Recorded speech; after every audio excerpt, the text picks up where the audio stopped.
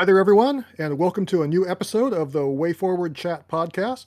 I am your WayForward social media tinkerbat Hoff, coming to you live from the Dragonfly Research Center, joined by my usual co-host, WayForward head of BizDev and Publishing, Adam Tierney. Hello, how's it going, Hoff? Things are going pretty well here. We've had a pretty cool day already. So, I want to wish everybody a happy Thursday and a happy Indie Mania Day, and I hope everyone got a chance to catch the Indie Mania stream on YouTube and other various channels and see the new extended gameplay trailer for Shantae Advance Risky Revolution, as well as the on-site interviews with our very own Voldy Way, Matt Bozon, and of course, Adam, you as well. Yeah, and big thanks to Paul for including us again another year. It's so fantastic to put a spotlight on indie games the way that those guys do, and we're so fortunate and appreciative to be involved. Yeah, it's always great. It's cool to see what all the other indie devs are up to, and it's fantastic to be part of that. Although, I will say they are going to have this voting for Indie Mania Champion, and they'll be announcing the details on that soon if they haven't already. But I would still like everyone to go out there and vote for Shantae Advance when the opportunity comes up. It's going to be hitting Switch, PS4, PS5, Xbox, and PC later this summer. And it would be awesome to see Matt running around with a championship belt on. Absolutely. I forgot. Yeah, he mentioned that. So vote with your heart, but obviously vote for Shantae. But right here, right now on the Way Forward chat, we have our next edition of Way Forward Video Game School, where we take a deep dive look at various aspects of video game development. And this time we will cover the art of video game writing, which is super convenient because we have a video game writer right here with Adam, who wrote both River City Girls games, localized RCG Zero, wrote Yars Rising, and a whole bunch of other stuff. And of course, we will be taking questions, so if you have any questions about video game writing or anything else Way Forward related, please just drop it in the chat with a little Q colon so we know that's the intent of the post, and we will get to that later on in the show. But without any further ado, I'll hand over to you, Adam, and you can get into this week's topic. Yeah, this one's kind of an interesting one. Usually we have a guest in the area of expertise, but like Hoff mentioned, and I would include yourself as well, we're kind of two of the big writers at Way Forward in our respective areas. So Mhm. this will be a little more, I guess, kind of a TED Talk sort of style, but we'll go through the process. We'll talk about writing in video games and what even is writing in video games and just kind of how we approach it.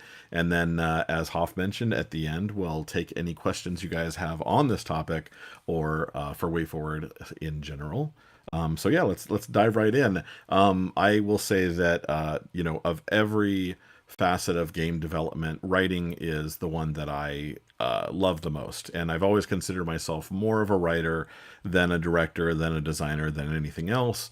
All my education is writing. I've been writing creative stories since I could hold a pen or operate a typewriter. Yes, I'm that old. Word processor before we were doing it on computers. And, especially working at a place like Way Forward, story and dialogue and character is so important to our games that this has always been like a major area of development. And I'm so happy that since I've been here the past 20 years, it's only grown in importance in our Mhm. games. For So sure. it's very cool to kind of talk about this topic a little bit as well. So first off, what is writing in games? I think a lot of people, might not even consider that there is a writer in games. In Way Forward games, it's often the same person who's designing and directing the games, although not always. But that also has to do with the fact that we are indie titles. I think you see more dedicated writers and sometimes dedicated teams of writers on larger titles when you're getting to like the AAA stuff, when you're getting to the Rockstar games and the Bethesda games and stuff like that. Oh boy, they've got a lot of writers on those things. Usually for Way Forward games, it tends to be kind of one person writing, and I've been that on most of my own games where I'm designer director. I've also been it on other people's games, like Hoff mentioned. I wrote the script and the dialogue for Yars Rising last year, and that was a lot of fun as well. So with writing in games, it's kind of, two major components. One of them is the plotting, and then one of them is the dialogue. What plotting refers to is figuring out what you want to happen in the story of the game. So, you might have something where it's a complete blank slate. Some of the games that we've created, where we've either created them from scratch, like Sigma Star, or a Till Morning's Light, or a Shantae, or some of the ones where we're kind of putting our own spin on it, like a Yars Rising or the aforementioned River City Girls. With those, you just have like a blank canvas. You can really kind of take the story wherever you want, as opposed to games where it's based on an existing brand like Contra Operation Galuga that was written by the director of that game, Tom Hewlett. Those are ones where you can play in the sandbox is kind of the terminology that we use. But you're not creating from scratch. There's existing characters, there's existing plot, there's existing lore, so you're kind of working with all that stuff. But generally, the story starts at the very beginning of development, alongside the game design. Now, what the difference is between game design and game writing is mostly related to the storytelling elements. So, game design, usually we have a document, and we talked about this previously, called a game design document, a GDD, and that's kind of the Bible for everything that you can do within the game. So, it's going to talk about what are all the different levels, and if you have combat, what that kind of combat is, and who the playable characters are, and even things like what are the health pickups you get, and how does the HUD, like your life meter, work. All of that's in the GDD. That's the more designy kind of elements. Then usually we'll have a separate document or series of documents that go on the story, and those are more to inform ultimately the dialogue, but also the cinematics and kind of plot and character profiles and all the stuff that's kind of more presentational, less related to the actual gameplay. The way that we usually put those together is, well, the very first thing is the game pitch. Sometimes that'll have some story in it, but a game pitch is essentially like a 20 to 30 page document where that usually is done by either me or I'm coordinating with somebody because that's related to biz dev, which is my area of the company. And in the game pitch, we're putting together painting a vision for what the game would be, and then we're using that to get the game greenlit. So to either get funding for the game, or to find a publisher for the game, or sometimes all that stuff is set up and it's just about what the game will be. That pitch is the very high level. Here's the gameplay, here's the story, here's the characters, stuff like that. Once we actually start working on the game, then the first thing that we do is we'll do a story outline. So this can be done in any format. Usually I do it in Google Docs, or you could also use, Word or any kind of like word processing online program. But essentially it's like a 2 to 3 page outline that just goes through the major events that you have planned for the game. So what are the chapters? What are the locations? What are the it'll have some overlap with the game design. It'll talk about what are the boss battle encounters, because obviously aside from having gameplay, those are also story heavy moments as well. And we'll usually put that together like 2 or 3 pages, any kind of loose format, and then we'll share that with our clients, whether it's the publisher or the licensor, and get their feedback, and usually go through a couple iterations of that. After we get that back, then what we'll do is we'll put together what is often referred to as like a beat sheet. And this can be done in a bunch of different ways. I more recently have been using Google Sheets, spreadsheet format for this. And essentially what we'll do is we'll list out every single story scene that takes place over the entire game. So what that means is we're not writing anything yet. We're not writing dialogue, but what we're saying is that, chapter 1, the characters enter, and then they have to talk about their objective. And then what we'll usually say is we'll list every scene that needs to be written for the game, and then we'll also list the type of dialogue that it is, or the type of scene. And so that can involve traditional portrait VO. You see that in every WayForward game, going back to Shantae, where the characters are sliding in and there's an image of them and they're kind of like speaking a dialogue line, and then it goes back and forth between the characters. That's our most prominent form of storytelling. Another one that we've gotten into a lot recently is passive VO, which is very fun. This is dialogue that is triggered during gameplay. So you're still controlling the characters, but they're talking back and forth with each other. And we're trying to get more into the passive dialogue as much as possible because we really don't want to halt the action. You know, sometimes you have to when you have a really cinematic moment, but I think that's one shift that we've seen in WayForward games, especially over the past decade, especially in Batman Brave and the Bold, like did a lot of this where it's happening on the fly. So I passive think it really depends dialogue, on the game. exactly, yeah. Like, So passive, it'd be hard to imagine, like, Contra with constantly stopping to have a conversation exactly, in the middle of the yes. shooting. Like, However, much if we more were better with something doing like Shantae, you know? exactly. And if we were doing something that like swung completely in the opposite direction, where it's almost more of like a visual novel type thing, for example, our April Fool's game with Kabako, then it's entirely that because there is no mobility or there's little mobility in games like that. So, so passive VO, portrait VO, and then we have cinematics. So those can be a bunch of different styles. It can be full cinematics where they're actually animated in 2D or 3D animation. It can be what we refer to as machinima. Machinima is a term that means we're doing storytelling that is canned, but it's using the game's assets. So it's using the character models, using the animation. Oddly enough, there is a lot of machinima in our classic GBA game, Sigma Star Saga, and I know that because I animated most of it. I think there were hundreds of scripted animations in that where characters just had to walk around and toast and, you know, kiss each other on the cheek, like all these little actions that had nothing to do with the gameplay. So there's machinima, and then of course there's different types of cinematics. Like there's also motion comics we've gotten a lot into recently, where we're actually Mhm. producing essentially a comic book page and then animating it and voicing it and everything like that.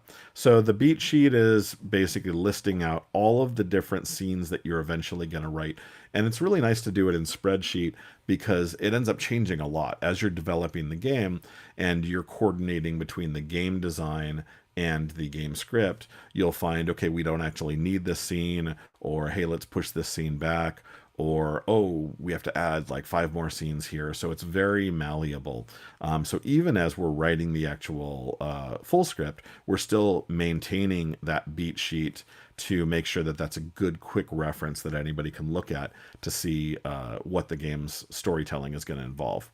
In addition to that, we'll often use write up character profiles. This is more important on games where they're started from scratch, but we'll even do it on stuff where it's, you know, existing characters and existing brands. Usually those are kind of like single page profiles per character, talks about what their name is, shows an image of them, gives details like their you know, little character bio and their personality. We'll give some sample lines of dialogue. So this is a good kind of like little cheat sheet, 1 page per character of like who's starring in this game, who are the major characters. We'll just do it for the main characters. We won't do something like that for, you know, every little NPC you meet, but all the main players, all the main bosses, anybody who has substantial dialogue will do that. And then that document is actually doubled as part of the casting process. You've heard maybe kind of the term sides. Those are what you give an actor to audition, and so we'll use this for that as well. So when people audition for WayForward games, we'll get more into the casting process on a future VO focused episode. But it'll have character profiles, it'll have sample lines, it'll have like a little bio on them, it'll talk about their age and stuff like that, so that the actors have as much context as possible. And then from there, really the last kind of step is just the full script. And that we've done a lot of different formats. When I started scripting at WayForward, I would tend to work in traditional screenplay format. We literally would use Final Draft, which is kind of the you know, the authority for using, if you're writing a screenplay, most people work in Final Draft or something like that. But if you've ever seen a screenplay, the way they have the dialogue squished in the center and then the paragraphs of exposition and description is a full page, that's that traditional script format. We did that on a few games. We did that on Till Morning's Light. I think we did that on Batman as well. Over time, though, we've shifted, at least I have, more to just doing everything in spreadsheets. So we're just creating new tabs in the spreadsheet. And what's nice about a spreadsheet is then we can have, you know, who is speaking in one column. We can have what their expression is in another column, notes in another column, dialogue in another column. And then all of that, in addition to being fairly easy for our voice actors to read when we're recording voice, can also be pulled directly into the game. And that's what so it kind of has a dual purpose. You will be using the spreadsheet for recording dialogue if there's dialogue. Sometimes, if there's VO dialogue, sometimes it's just text. And then we'll use that to actually be pulled into the game. And then, of course, the very final step of it is localization. And so WayForward writes pretty much all our games in English. But we will translate them into as many languages as possible. Standard for us is what's referred to as EFIGs, which is English, French, Italian, German, Spanish. And then whenever we're doing a game that's released overseas, we often do JCCK, so Japanese, two versions of Chinese and Korean. And sometimes we have languages on top of that as well, but those are kind of the minimum that we'll do. EFIGs or EFIGs JCCK for most typical WayForward releases. We'll translate all the dialogue, so even if the VO performance, if there is any, is not being translated, usually we only do VO in English, or sometimes more commonly recently we'll do English plus Japanese if we work with a Japanese partner like Arc System Works. But we'll have subtitles in all the different languages so that if you don't understand English, if you don't understand Japanese or whatever the VO languages are, you can still enjoy it in about a dozen or so languages depending on which version of the game and which region. So that's pretty much kind of the process. Hoff, any questions or thoughts before I kind of dive into the next topic? Well, I mean, I was kind of wondering, generally, we just have like one person handle all those various aspects of writing, correct? Typically, yeah. But in something like, say, Yars Rising, how was it handled on that one? Did you come in and sort of put all the script together? Was like the world, uh, were you there at the very beginning putting together the whole world view? I mean, obviously it came from Yars, Yes. Revenge, so there was already some groundwork to begin with, but I'm not sure if you were part of, building out that world, or then you came in like later in the process, or if there were some projects where that did maybe happen. Yeah, it really depends on the game. So there have been some projects I've worked on, both at WayForward and at other studios. Like I've written a couple games for TikTok Games and some other studios. And when you're more removed, sometimes you are just doing the script, and it's just, hey, here's all the scenes. Here's all the characters, please write them, go. And it's very cut and dry. With Yars Rising, I was fortunate enough, I did the original pitch, and I created the character of Emi Kimura. And so right from the very first pitch, we kind of had, some concept images of her, and we knew what her personality was. And then I worked on, the once we got the actual game green lit, it was designed and directed by James Montagna, but I remained the writer. And so the way that we would work together is and James and I have co-directed so many games as well at WayForward, so we're, Very true. very easy going working together. On this one, I was just the writer and he was the designer director. But I think we just kind of brainstormed and got together and said, well, what kind of characters do we want? What kind of encounters? Some of the characters were created by me. Like I think I came up with the Aphalanx, like the idea of the god, although it was based visually off of one of the old Yars Revenge pieces of art. I remember that James came up with the idea of Philip Ong, P-Ong for Pong. Mhm. So it would kind of just be spitballing ideas back and forth. What kind of bosses do we want? And those get you to those early stages I mentioned, like the outline and the beat sheet. And then essentially, it was just very collaborative between the two of us in terms of what scenes were needed. And as James is planning the game out, he would say, okay, well, I need a scene for this, a scene for this. And we would just be adding them, to the sheet as we went. And then I would go off and write it. So I know there are a lot of people that can co-write.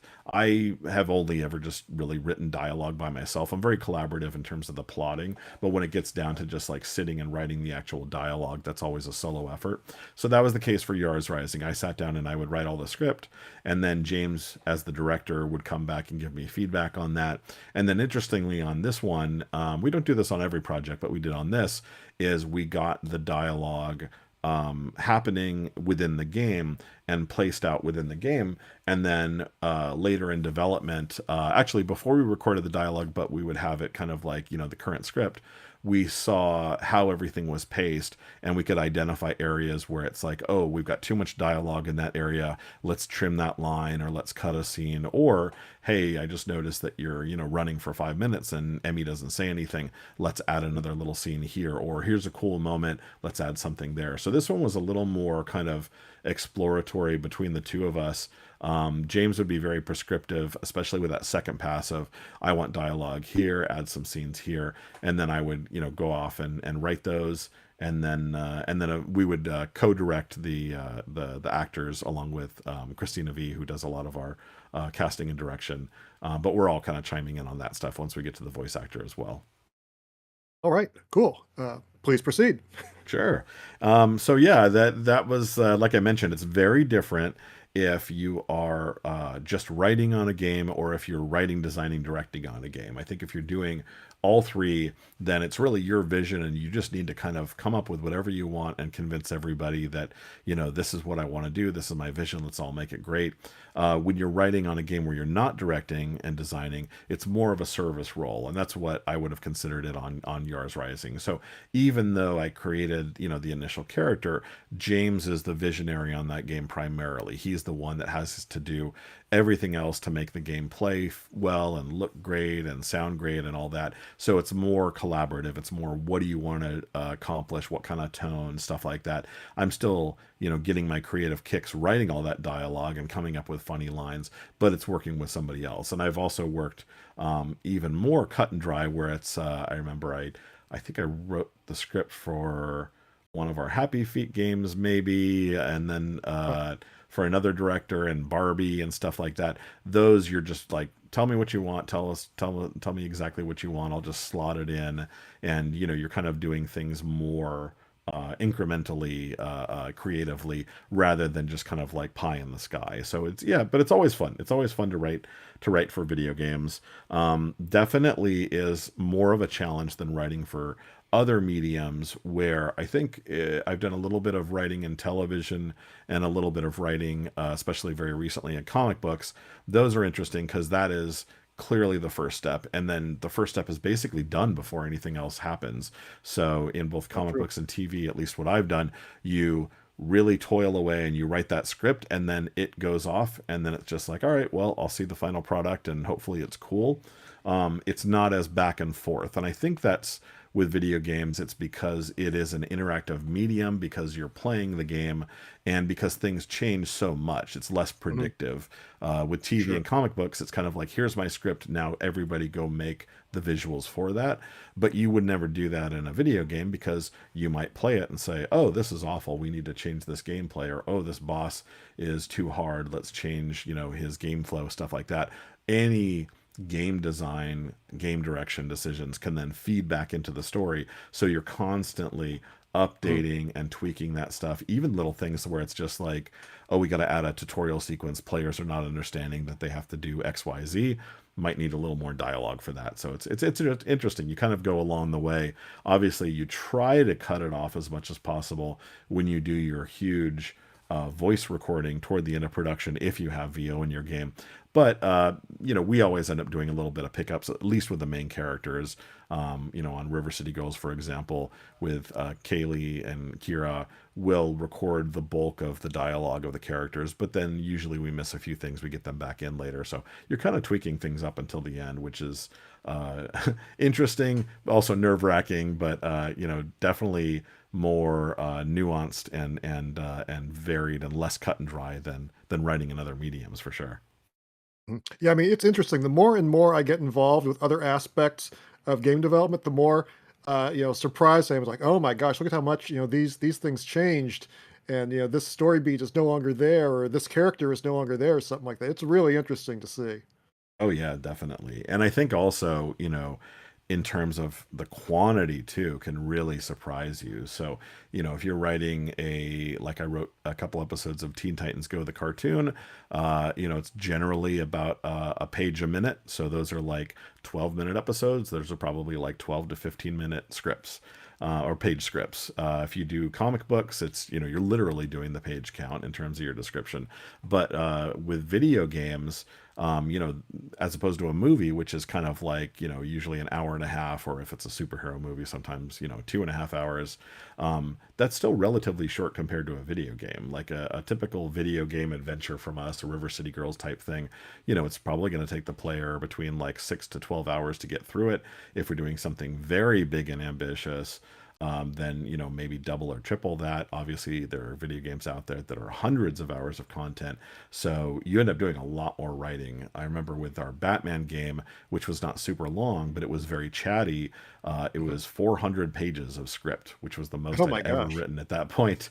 I don't know if I've topped that, just because since then we've switched to spreadsheets. I bet I have with River City Girls. Those are pretty dang chatty, especially the second one, and then with now with the Dragon DLC, yeah. Brothers, yeah, up to 8 playable characters, all with different VO and dialogue. Especially the Lee brothers, they had every line for the most part rewritten.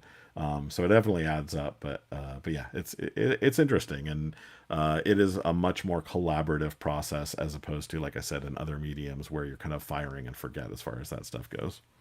Mhm. And then, yeah, that's pretty much the gist of it. We'll get more into the kind of on the ground steps when we do topics on VO and topics on cinematics and things that are basically inheriting the script. But that's the gist of it. We always get the question, how do I get into writing for a profession? That's what Right. I've wanted to do since I was 5 years old, maybe even before then. And really, like anything else, it's just start doing it. I mean, I was writing stories creatively. I was trying and failing to write a novel in, I don't know, fifth or sixth grade or so. I was writing plays that would never be produced. I've heard it said that, especially with writing, you have to get all the bad stuff out there. So you have your, couple 100,000 words that you gotta crank out before you're really good at it. And it really is just all about that. And just write as much as possible. Write what you want to write. So if you are a funny writer, write funny stuff. If you're a more dramatic writer, do that. World building is fun. My son's doing a lot of that right now. He's a teenager, and not even writing the dialogue, but just thinking, who are the protagonists and the antagonists, and what is the world around them, and what are the tension between them. Yeah, just come up with fun stuff like that. And I think, I can't provide too much like context on how you get hired as a writer, just because I came in a very backwards way at WayForward. I was actually hired as an animator, and then over time I've just focused more on kind of my core skill set, which was writing. But I would, like anything in the games industry, I think it comes down to build up your skill set, come up with a nice portfolio. Don't show off everything, but just have a handful of things that are your best work, or even samples ready for Mhm. these conversations. And then hit up every company you like. Don't just look for people saying, we're looking for a writer on this project. If you love a particular dev, especially a smaller dev like WayForward, then hit them up. Just find contacts and just say, hey, I'd love to work at your company. I love your games. This is my area of expertise. Like, do you have anything available? I've definitely gotten a lot of good connections working in biz dev at WayForward, and also just as a personal creator, just hitting up companies, just finding an email online and connecting. I think we mentioned the kind of the perfect example as the Ruby game happened because I got a blind email from Jeff at Rooster Teeth via LinkedIn, and nothing good comes from LinkedIn except a lot of spam. But somehow this one message I got ended up turning into a whole game. So yeah, just if you love writing, just keep writing, because the more you write and the more you read, and that's the other thing everyone says, like, constantly read. I would say absolutely, the more you read, the better you are as a writer. But also True. just experience all types of writing. Watch movies, read screenplays, play games, and anything that has writing in it. Experience that. You don't have to just get your writing by reading. You can also get it from movies, from games, from audio podcasts, from any sort of medium that has examples of writing in it. All right. Yeah. So yeah, I don't know. It feels kind of strange to just like do it just solo. Usually, I have somebody that I'm Yeah, kind of yeah. interviewing to bounce off of. And Hoff, I think what would be good. This was a deep dive on writing as narrative within games. I would love Mhm. to see us do another one too, more on your side of the pond in terms of writing as a means of marketing, press, PR. Love to hear about your experiences with Nintendo Power and stuff like that. So maybe that can be another writing focused episode for us in the future. Yeah, I think there's definitely opportunities to talk about that stuff down the road. This is, I think, game writing 101. We'll get to maybe 102 in a future episode here. Exactly. So Um, yeah, we've got about 15 minutes left. Do we have any questions either about this we topic do. or anything for Way Forward? Yeah, we have a whole bunch. I will start with the ones that are more focused on today's topic. This first one from the question mark man, who asks, "What game did you write first, and what game series would you like to write for in the future?" Oh boy. That was a good question. I was Um, going to ask that too. What your first one was? At least yeah. your first way forward one.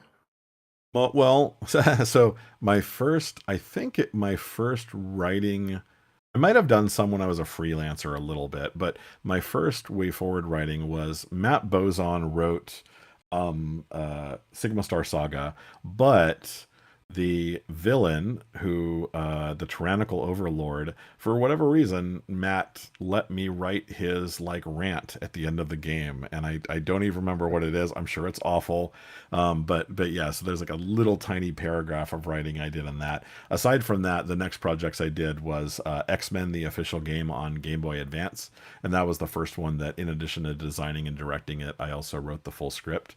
That was great. I mean, my God, like, for your first kind of like full script writing assignment, to be able to do dialogue for Wolverine and do Mhm. dialogue for Colossus and all these characters that I grew up loving. And Marvel was so great. 20th Century Fox, they had so few comments. I remember the only feedback they had on my script was we introduced X-23, and it was really early. I think we were the first video game to have X-23 because she was still pretty Mhm. fresh in the I comics remember and the hearing that. Yeah. cartoons.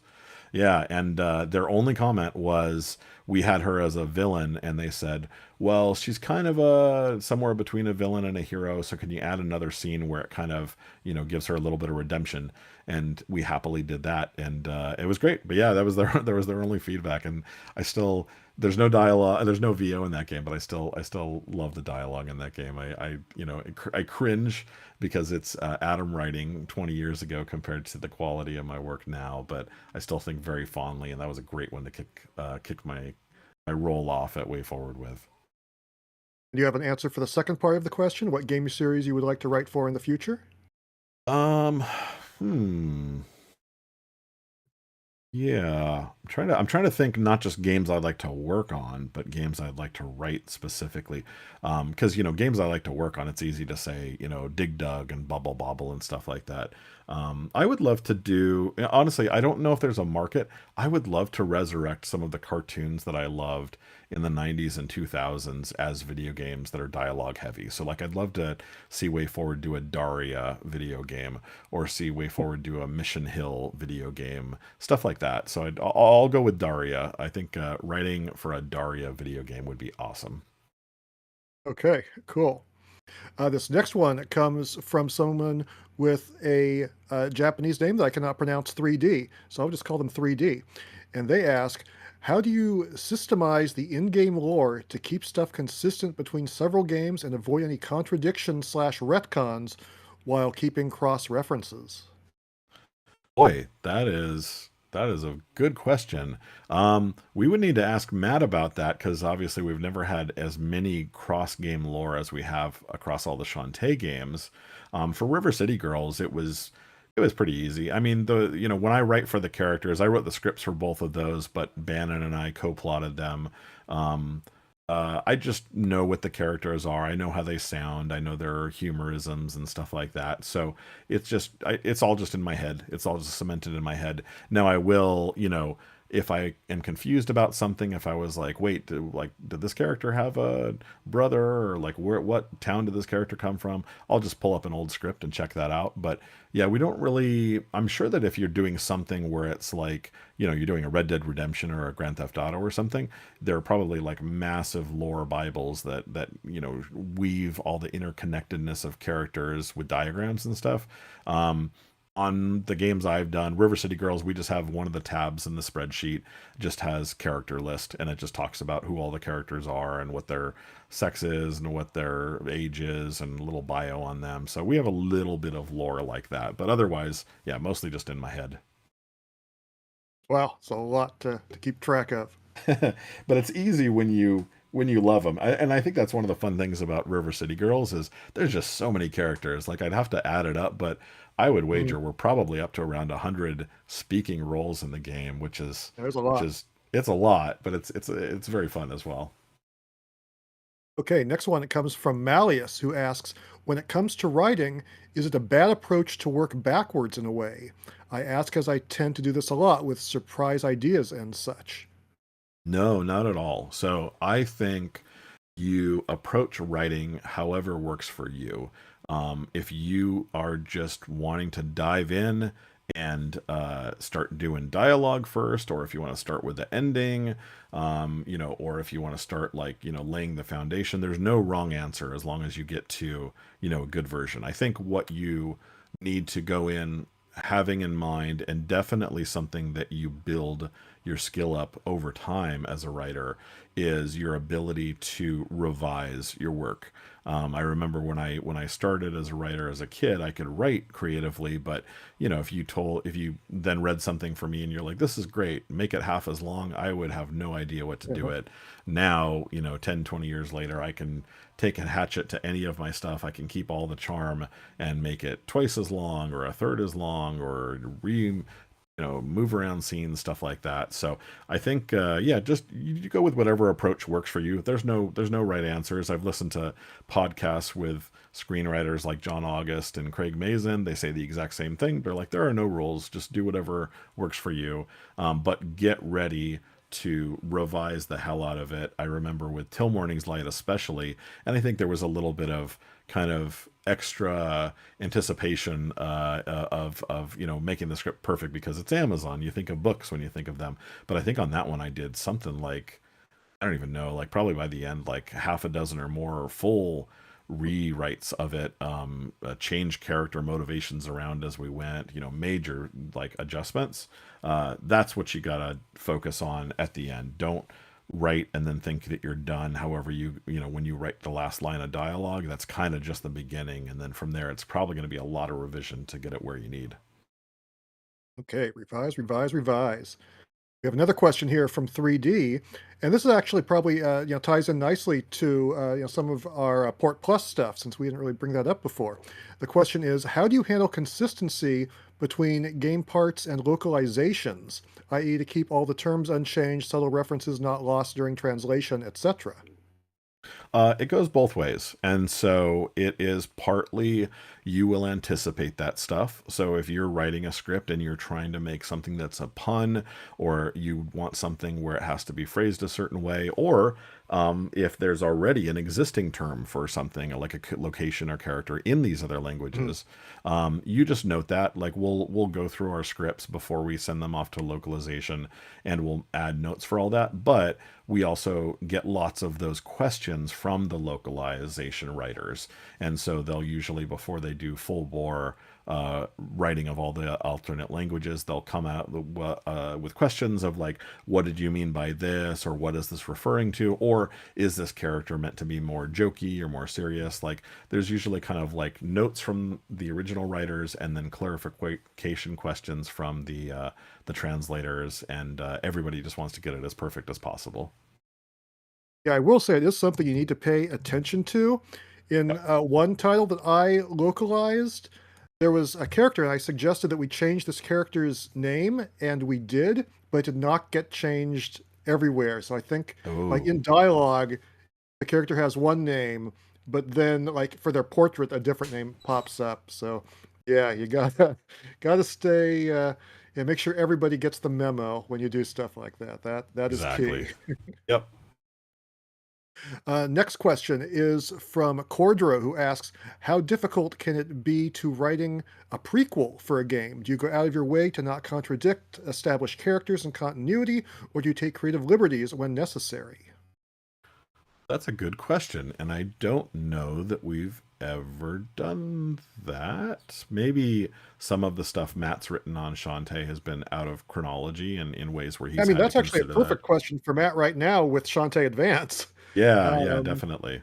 And I mean, Um, I guess I can say specifically from that one that yes, he was pretty careful. I mean, it won't be 100%, but like originally, there was supposed to be, I don't think this is too spoilery, but Wrench is supposed to do a thing, but that ended up getting used in a later Shantae game. So he ended up, changing that for this prequel, so it actually makes sense and doesn't contradict what happens in the future game.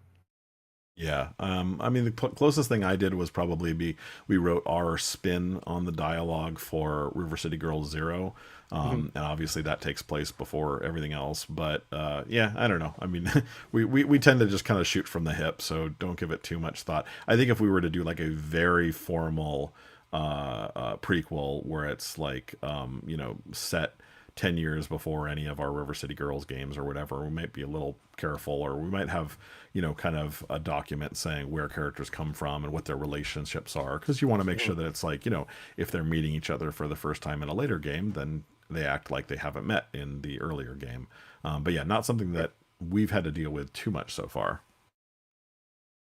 Yep. Although I will say that with River City Girls Zero, you played a little fast and loose, and I mean, but that was part of the the overall River City Girls attitude and theme. It's like, oh, we're going to worry too much about what happened in this one scene, and she even references it, in the cutscene of the game, and that was part of the fun of getting to revisit that game and bring it to a modern audience. It's very silly. So, yeah, these are 18-year-old girls at the same time. They had an adventure where they were the same age 20 years ago in their Yes. chronology. It makes no sense. Hmm. Yeah, and I'm still going with Sabu firing a blank and Ken just passing out. That's my head canon as to why everything's okay after that. Sure, that works. Let's see here. Man, we're running out of time. Let's see what more we can squeeze in. Gale Storm's question. How much future proofing and planning do you go for character writing? Do you do for character writing as far as future titles go? Do you tend to leave certain aspects vague or open-ended so you can fill them later?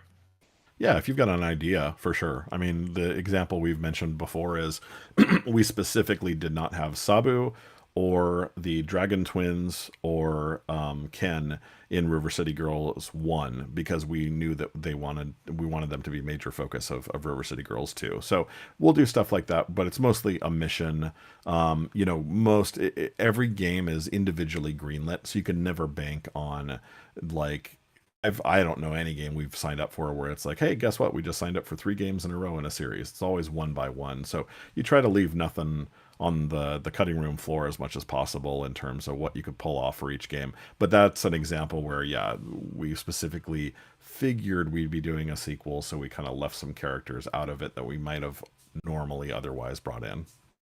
I think conversely, Matt approaches that with Shantae. Like, I don't think he wants to ride himself into a corner necessarily, and so he might just be like, "Hey, I'm going to keep this very vague, so when we get around to that in the future, I'll be able to flesh it out and really tell the story I want to tell and not be boxed in." Exactly.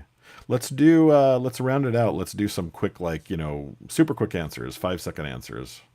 Okay, let's see here. I better move on to Remember Nintendo Video asks, was it true that you were once working on a Crash Bandicoot game? No. I believe we were pitching one, but I don't believe we were ever actually working on one.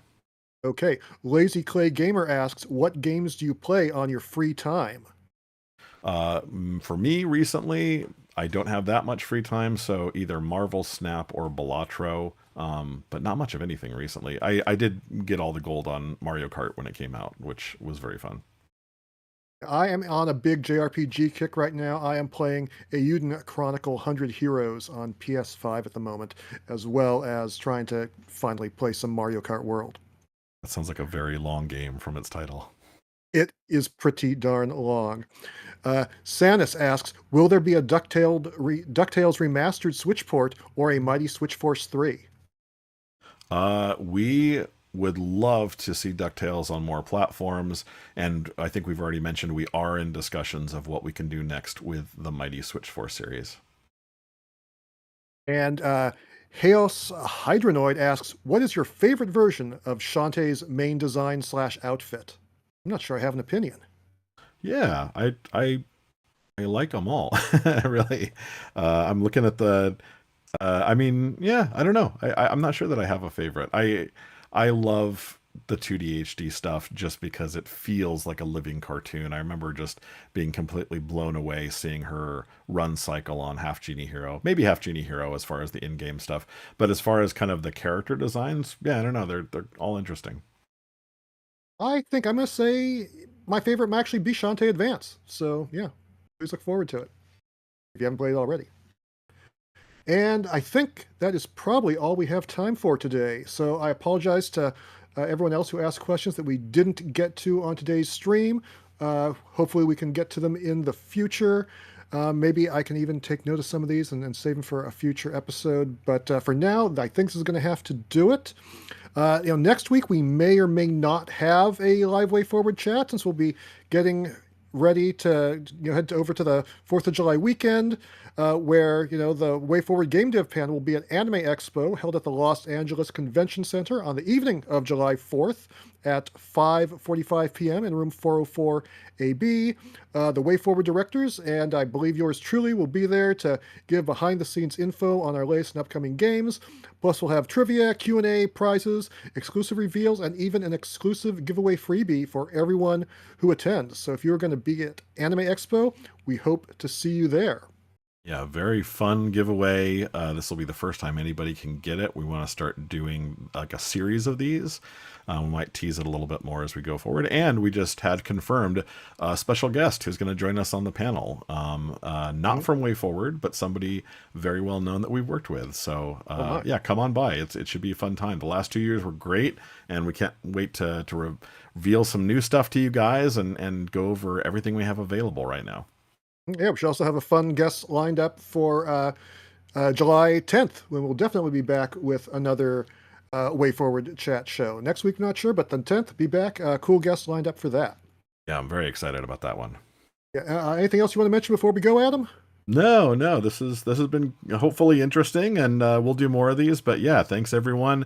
We will or won't see you next week, but definitely if you're in the LA area, come on out to Anime Expo and our panel on July 4th. It's going to be a blast. All right. Thanks again for listening and asking questions, everyone. Thank you, Adam, for your detailed explanation of game writing. And we will catch you next time. All right. See you later.